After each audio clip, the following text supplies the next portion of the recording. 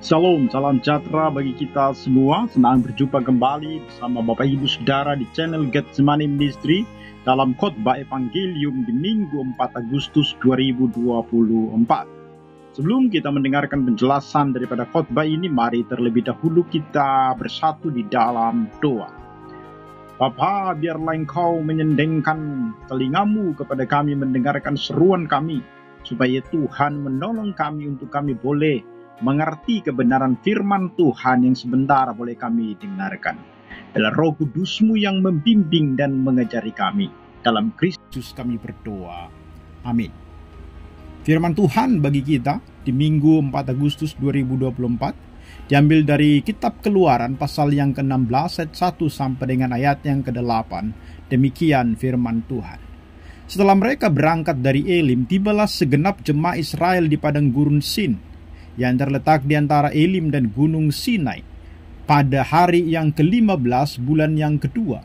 Sejak mereka keluar dari tanah Mesir, di padang gurun itu bersungut-sungutlah segenap jemaah Israel kepada Musa dan Harun, dan berkata kepada mereka, kalau kami mati tadinya di tanah Mesir oleh tangan Tuhan ketika kami duduk menghadapi kuali berisi daging dan makan roti sampai kenyang, sebab kamu membawa kami keluar ke padang gurun ini untuk membunuh seluruh jemaah ini dengan kelaparan. Lalu berfirmanlah Tuhan kepada Musa, sesungguhnya aku akan menurunkan dari langit hujan roti bagimu, maka bangsa itu akan keluar dan memungut tiap-tiap hari sebanyak yang perlu untuk sehari, supaya mereka kucoba apakah mereka hidup menurut hukumku atau tidak. Dan pada hari yang ke-6 apabila mereka memasak yang dibawa mereka pulang, maka yang dibawa itu akan terdapat 2 kali lipat banyaknya dari apa yang dipungut mereka sehari-hari. Sesudah itu berkatalah Musa dan Harun kepada seluruh orang Israel, petang ini kamu akan mengetahui bahwa Tuhanlah yang telah membawa kamu keluar dari tanah Mesir. Dan besok pagi kamu melihat kemuliaan Tuhan, karena ia telah mendengar sungut-sungutmu kepadanya. Sebab apalah kami ini, maka kamu bersungut-sungut kepada kami? Lalu kata Musa, jika memang Tuhan yang memberi kamu makan daging pada waktu petang dan makan roti sampai kenyang pada waktu pagi, karena Tuhan telah mendengar sungut-sungutmu yang kamu sungut-sungutkan kepadanya, apalah kami ini? Bukan kepada kami sungut-sungutmu itu, tetapi kepada Tuhan. Demikian firman Tuhan. Bapak Ibu Saudara, ada banyak orang dalam hidupnya melupakan kebaikan Tuhan yang sudah sangat banyak diterima, hanya karena dia mengalami satu peristiwa yang menurutnya tidak menyenangkan baginya. Jadi di dalam seluruh hidupnya sebenarnya Tuhan melakukan banyak hal baginya. Tetapi karena ada satu peristiwa, mungkin sesuatu yang tidak nyaman, sesuatu yang tidak menyenangkan hatinya, katakanlah penderitaan, pergumulan, maka dia melupakan semua kebaikan yang pernah Tuhan lakukan.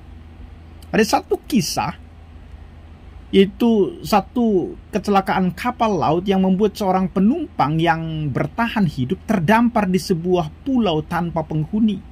Pulau tersebut hanya ditumbuhi tanaman. Sang penumpang yang selamat percaya bahwa ini adalah keajaiban. Walaupun dia tahu bahwa ribuan kilometer, koran, surat kabar itu, media mengabarkan bahwa tidak ada korban yang selamat dari musibah tersebut. Beberapa helikopter terbang di atas pulau, tetapi pria itu terlalu kecil untuk dilihat dari langit. Maka sia-sia usahanya untuk berteriak atau melompat-lompat sambil melambaikan tangan. Sang pria tidak patah semangat. Dia percaya bahwa suatu saat dia akan bertemu kembali dengan keluarganya. Berminggu-minggu sang pria itu membiasakan diri hidup seorang diri di pulau tersebut. Dia hanya makan buah-buahan dan beberapa ikan yang berhasil ditangkap. Sedikit demi sedikit sang pria mengumpulkan kayu dan pelepah agar dia bisa membuat satu pondok kecil bagi dia untuk tempatnya berteduh, yang bisa melindunginya dari sengatan matahari dan hujan. Dan minggu berganti minggu, bulan berganti bulan, tetapi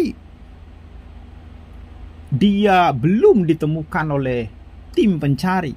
Dan sementara itu dia berhasil membangun sebuah pondok kayu kecil. Dan menurut dia itu adalah berkah yang sangat dia syukuri. Hingga suatu hari terjadilah hal yang tidak diinginkannya. Panas matahari membuat api mudah memercik dari ranting dan kayu bergesekan.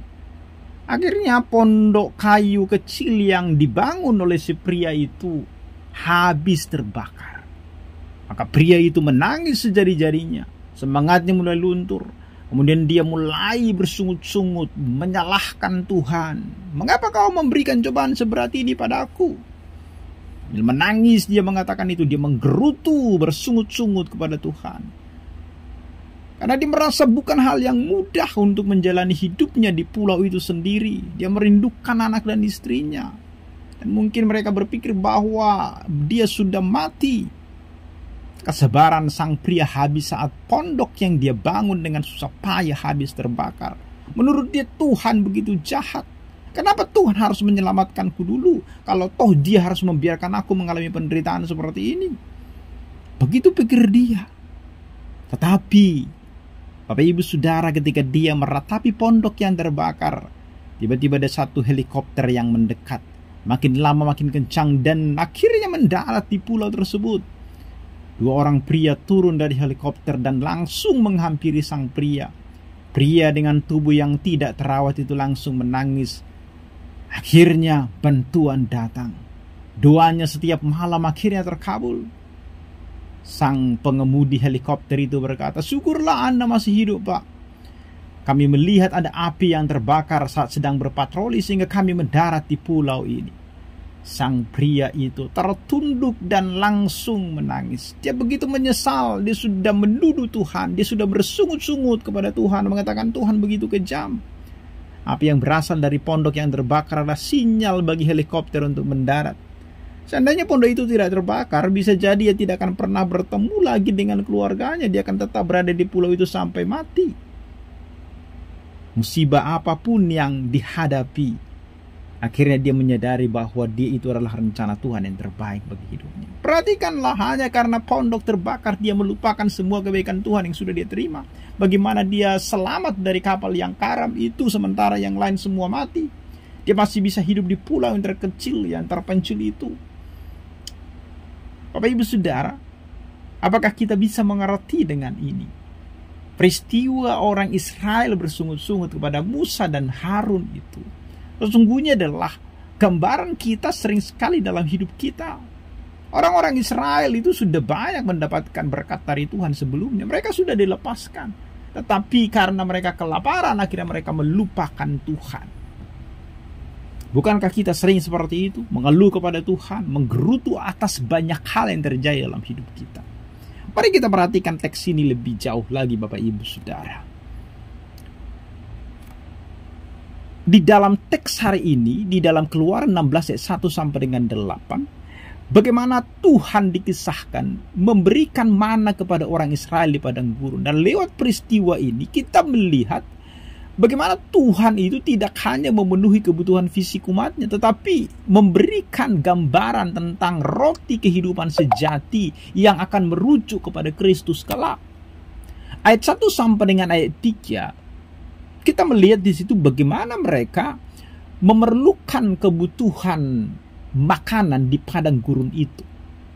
Dan kita lihat padang gurun itu ketika mereka berada di sana, mereka yang baru dibebaskan dari perbudakan dari Mesir dan sekarang berada di padang gurun Sin, mereka berada dalam situasi yang begitu sulit memang. Mereka menghadapi kelaparan dan kekurangan. Karena kita tahu padang gurun itu adalah tempat yang tandus, tidak menggambarkan ada kehidupan di sana. Dari mana makanannya? Karena tidak bisa bertani, tidak bisa mencari yang lain-lain, pohon-pohon pun hampir tidak ada. Ini persoalan pergumulan mereka. Maka di ayat 2 sampai dengan ayat 3 kita melihat mereka, bagaimana mereka mengeluh. Dalam kesulitan mereka, bangsa Israel itu menyampaikan keluhannya kepada Musa dan Harun. Mereka bahkan mengatakan, kami merindukan suasana Mesir, tempat di mana sebelumnya mereka merasa kebutuhan fisik mereka terpenuhi meskipun mereka dalam perbudakan. Keluhan ini menunjukkan bagaimana kebutuhan fisik sering sekali membuat manusia lupa akan pekerjaan besar yang Tuhan berikan bagi hidup mereka. Seperti kisah yang tadi saya ceritakan itu. Ini juga menjadi problem kita di dalam hidup kita sebenarnya. Sering sekali karena kebutuhan fisik kita mengeluh, bersungut-sungut kepada Tuhan. Dan di dalam pergumulan mereka, sungut-sungut mereka, Tuhan menjawab. Ayat 4 sampai dengan 5. Allah menurunkan mana sebagai roti kehidupan bagi mereka. Jadi ayat 4 itu kita lihat Tuhan menyediakan mana dari langit. Ketika Tuhan mendengar keluhan umatnya, Tuhan menjanjikan untuk menurunkan roti dari langit yang dikenal sebagai mana. Mana itu adalah simbol dari pemeliharaan Allah yang nyata dan langsung atas umatnya.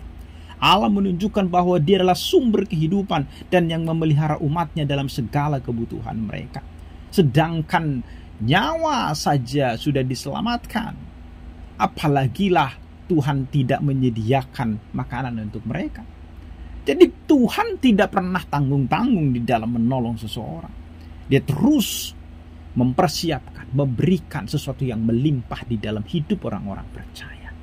Kemudian ayat yang kelima kita lihat bagaimana Musa menginstruksikan supaya mana itu dikumpulkan.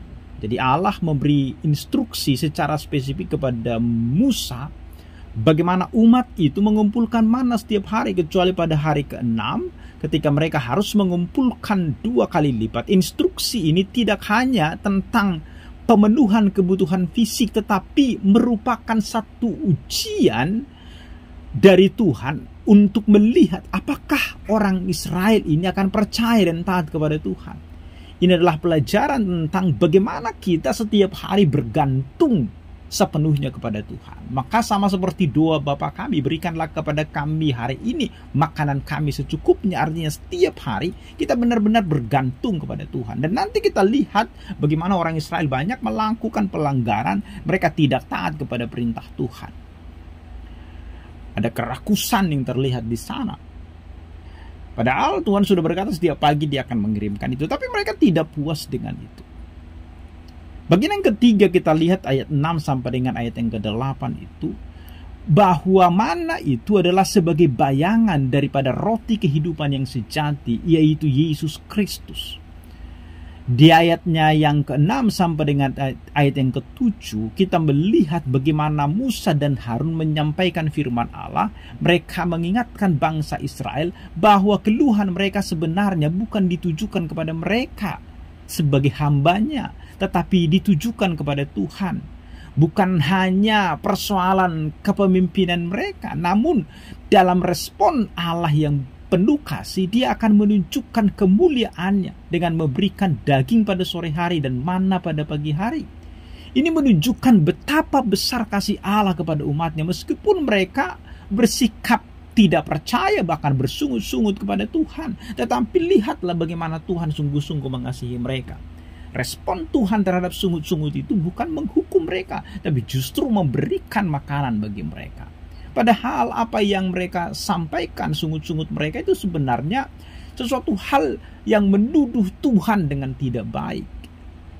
Jadi seolah-olah Tuhan itu membawa mereka ke padang gurun atau adalah untuk membuat mereka mati di padang gurun dengan kelaparan.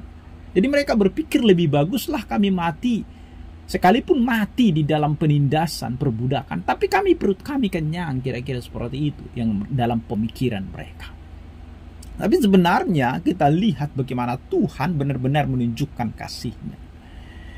Ayat yang ke-8 itu bagaimana kita lihat roti kehidupan di dalam perjanjian baru yang kemudian itu merujuk kepada Yesus Kristus yang menjadi epistel di dalam minggu ini di dalam Yohanes pasal yang ke-6 itu. Mana di padang gurun adalah gambaran awal tentang bagaimana Tuhan memberikan kehidupan kepada umatnya. Mana memenuhi kebutuhan fisik bangsa Israel, tetapi Yesus datang untuk memenuhi kebutuhan rohani yang lebih mendalam. Karena Dia adalah roti yang memberikan hidup yang kekal bagi semua orang percaya kepadanya. Roti atau mana yang dimakan oleh leluhur mereka itu, Musa itu bersama orang-orang Israel itu akan tetap membuat mereka lapar esok harinya. Dan itu tidak bertahan, bahkan basi besok harinya. Tetapi Yesus itu tidak pernah basi. Yesus tetap bertahan di dalam kehidupan kita. Dan kita akan dikenyangkan. Ini bicara tentang makna rohani, Bapak Ibu Saudara. Maka apa yang menjadi aplikasi daripada teks khotbah ini bagi kita? Yang pertama adalah kita perlu mengalami ataupun memiliki pengenalan akan roti kehidupan. Mana sebagai tanda pemeliharaan Allah, tetapi Kristus adalah pemeliharaan yang sejati bagi jiwa kita. Itu hanya mana itu hanya memelihara hidup dari pagi ke sore dan tidak akan bertahan selama-lamanya.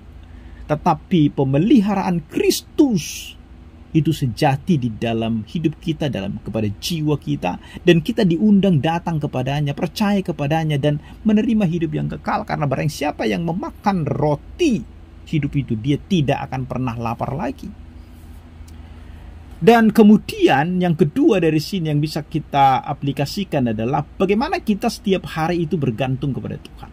Jadi sama seperti orang Israel yang harus mengumpulkan mana setiap hari yang dicurahkan oleh Tuhan bagi mereka, kita juga dipanggil untuk bergantung penuh kepada Tuhan setiap hari. Kristus mengajarkan kita seperti yang saya sebutkan tadi dalam Matius pasal yang ke-6 ayat 11, berikanlah kami pada hari ini makanan kami yang secukupnya, yang mengingatkan kita akan ketergantungan kita secara penuh kepada Allah untuk setiap kebutuhan kita dan setiap hari. Maka kita meminta setiap hari, karena kita harus bergantung penuh kepada Dia yang empunya segala sesuatu, termasuk hidup kita, termasuk makanan yang akan kita makan. Yang ketiga menjadi aplikasi daripada khotbah ini adalah bagaimana kita bisa menjadi saluran berkat bagi orang lain. Sama seperti Allah yang menyediakan mana bagi umatnya, kita juga dipanggil untuk menjadi saluran berkat bagi orang lain. Tuhan mencurahkan roti kehidupan dari sorga itu, dan kita harus membagikan roti kehidupan itu kepada orang-orang lain yang membutuhkan, supaya mereka juga memiliki hidup yang kekal. Maka Bapak Ibu Saudaraku yang terkasih, Allah kita adalah Allah yang peduli memelihara kita, bukan hanya dalam hal kebutuhan fisik, tetapi juga kebutuhan rohani yang mendalam.